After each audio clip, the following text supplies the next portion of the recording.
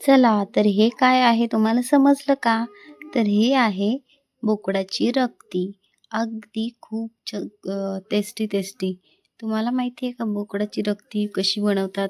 तर कोणाला खायची असेल तर माझ्या पद्धतीने बनवून पहा. चला तर मी तुम्हाला आता दाखवणार आहे बोकडाची रक्ती कशी बनवायची. तर मी तर माझ्या पद्धतीत बनवते ना, त्या पद्धतीत तुम्ही बनवलंत लहान मुलं पण खातील आणि कोणीही खाऊ शकतो. अगदी नुसती सुद्धा खाऊ शकताय तुम्ही. तर चला इकडे आणलेली आहे छान अशी स्वच्छ धुवून, स्वच्छ म्हणजे तिला किती धुतलत ना तुम्ही 10-15 वेळा धुतलत तरी सुद्धा तिचं पाणी लालच दिसणार आहे तुम्हाला. तर मी तर धुवून घेतलेली आहे 7-8 वेळ तर नक्कीच धुतली मी तिला एकदम साफ. आता आपण तिला पाण्यामध्ये गरम गरम करणार आहोत आणि वाफवून घेणार आहोत.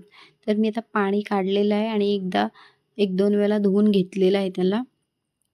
तर ही पाहू शकते छान अशी शिजलेली आहे. आतमध्ये थोडी नरम आहेच पाहिजेच आणि नरम, तर थोडीशी नरम राहील तेव्हाच थोडीशी आपल्याला त्याच्यामध्ये ग्रेव्हीसुद्धा होणार. तर छान तिला आता आपण कटिंग करून घेणार आहोत. तुम्हाला जशी हवी आहे तशी कटिंग करू शकताय तुम्ही, मोठी छोटी. तर मी छान अशी मीडियम साईजमध्ये कटिंग करून घेतलेली आहे आणि कढई गरम करायला ठेवलेलं आहे. तर इथे घालूया आपण कढईमध्ये तेल. अगदी तेल थोडं जास्तच घेतलं तरी चालेल. जास्त म्हणजे आपण लिमिटेड घेतो त्याच्यापेक्षा 2 चम्मच थोडे जास्त.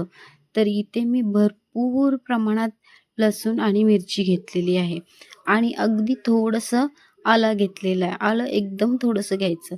आपण लसूण आणि हिरवी मिरची तिखटच घ्या, कारण आपण मसाले याच्यामध्ये जास्त काही घालणार नाही आहोत.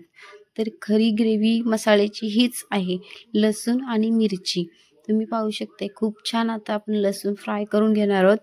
मिरची आणि लसूण छान फ्राय केल्यानंतर आपण त्याच्यामध्ये घालणार आहोत नॉर्मल अगदी थोडंसं नावापुरतं घालायचं आहे आपल्याला त्याच्यामध्ये गरम मसाला आणि हळदी पावडर आणि चवीनुसार मीठ. तर आता आपण त्याच्यामध्ये ही रक्ती घालून घेणार आहोत.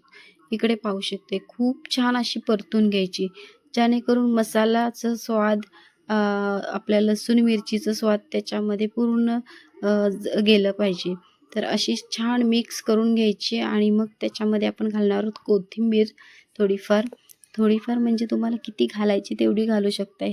हीच मसाल्याची टेस्ट आहे त्याच्यामध्ये. माझं व्हिडिओ कसं वाटलं नक्की लाईक, शेअर, कमेंट करून सांगा मला. टाटा.